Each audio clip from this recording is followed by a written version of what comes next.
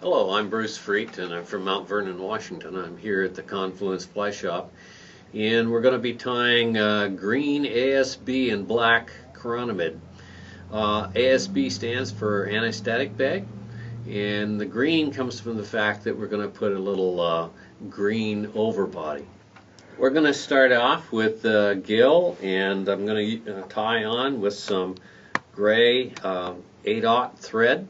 We're using a size 16 Tiemco 200 hook, so it's a long shanked hook, and we're using a 3/32 black bead. And but now we're going to put on the gill. So I've cut that off. For gill material, I like to use Organza cloth, and I pull out about 4 or 5 strands of this, and you can see that like that. I just simply fold it over and get rid of that stray and come in with the scissors, cut them, and now I have twice as many. And I like it because it adds a little bit of sparkle and it doesn't collect any algae, so it'll stay nice and white the whole time you're fishing it, and it lasts. So we're just going to tie this on right now and come back with that so that we use that for the bulk of our Chironomid body. Coming forward, now I'm going to pull these strands back, and come in with about 4 or 5 wraps and do some half hitches there. You can see how it's standing up right now, so we're going to just take advantage of that, come in with a little half hitch there and give it another one. And that slipped away, so I think I'll put another one in there. There we are. I'm going to cut off the excess, and I can save that for another fly. I want to make sure that that bead is going to go over the top of that as well. Going to come in with a little head cement. Just a dab will do you on this one. And we're going to do that so that we can cut off the thread and start over again. There we go. We just don't want that to get away at any time. So now we're going to cut our thread off. There we are with that. This dries pretty quickly, so you can slip the bead a little bit over there. Now I'm going to come back in and anchor in my thread for tying the body. There we are. I've gone over the tag end of the thread so it won't get away, and coming back. And there we are. I didn't trim the Organza gill material yet. We can do that at the very end. It's not going to be in our way anyway. Now we're going to grab some rib material, and today I'm using a black Sulky thread. You can use the other materials for this as well. It's holographic. There's a Veevus black holographic thread that you can use. It's very nice for this as well. So we're going to come back. We're just holding it so it doesn't have any kinks in it. Keep it nice and straight. Coming back toward the bend on the hook and stopping at this point for our body so that the thread comes down about where the barb used to be on this hook. So now I'm going to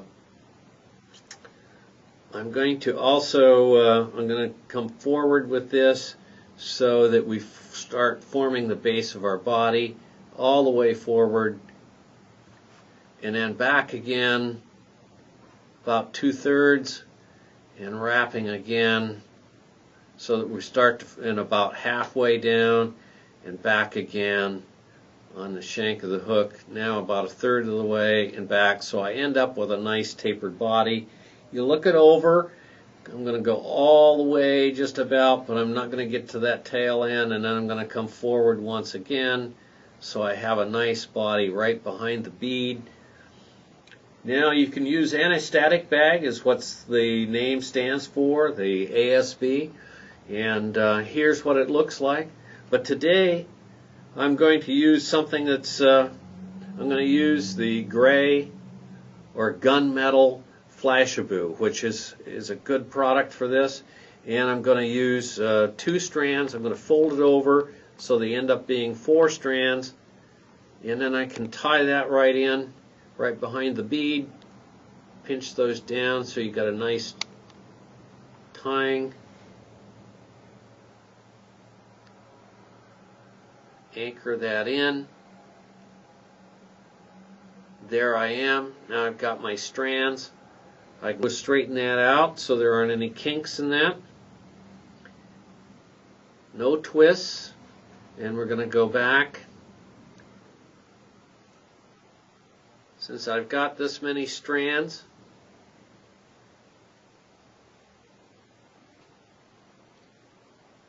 I don't have to have as much thread as a base because I've got the thickness of the Flashabou.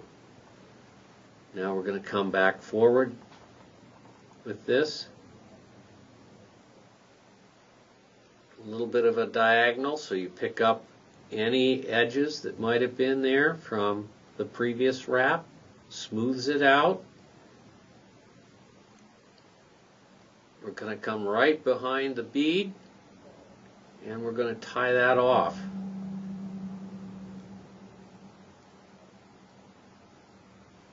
There we are. I'm going to come in with the thread and I'm going to give 2 wraps with thread here behind the material and 1 forward to lock that off.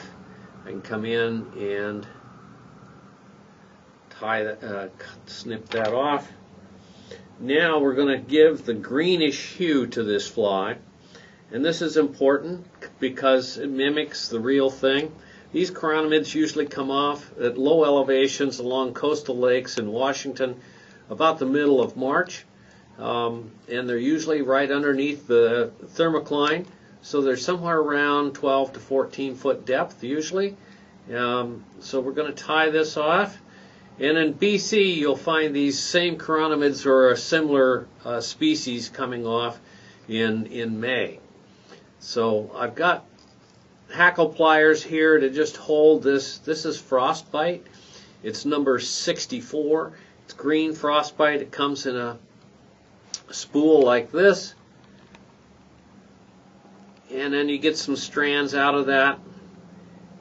And it's really fine material. So we're going to overwrap this to get that green hue on the fly. So this mimics a chironomids where the gases have built up and it has that silver underbody.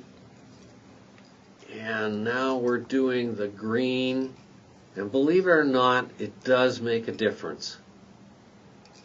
Another fly that comes off at this time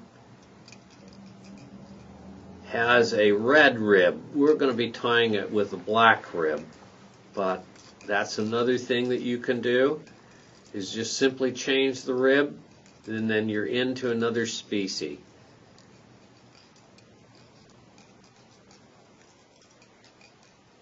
So I've wrapped it down. I'm coming forward, making sure it's nice and straight. Now I'm at a point where I can come in and carefully tie, snip off the original where I started. I'm going to hold this up out of the way and come in with my 2 thread wraps to lock this into place, because I now have that green tint over the top of either the anti-static bag or the gunmetal Flashabou. So I'm holding that there. I've got the black holographic. This is Sulky thread, but again the Veevus works as well. So now I'm going to counter wrap with this black holographic, and so we're going to end up with about 5 ribs on this fly with the black.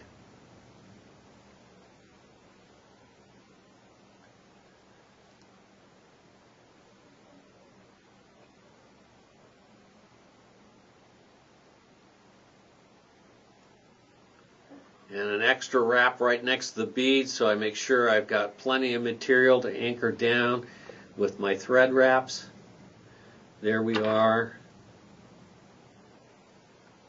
We have that taken care of, so we've got our fly basically completed.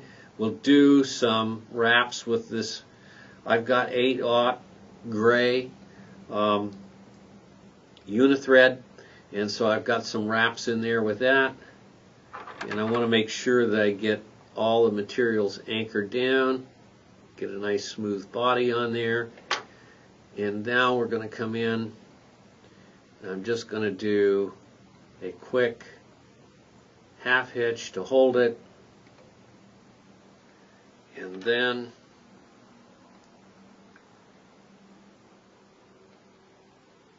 come in with whip finish. So there's 1, 2, 3, 4. You can get by with 3.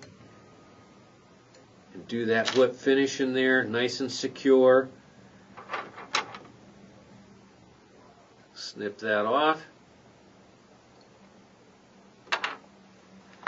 Now we're going to use the UV clear fly finish flow, and we're going to put this on there. You could use head cement or hard as nails, but these materials tend to be fragile, so I like to use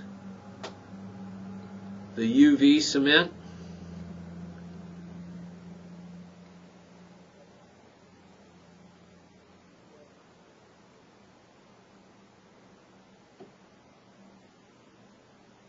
And we can make that spin so that it is nice and even. We'll come in here and use the UV light to seal that off. There we are. And we'll finish this fly by coming in and snipping the gill material to be about half of what the bead was. And there we are. We've got the green ASB and black ribbed chironomid.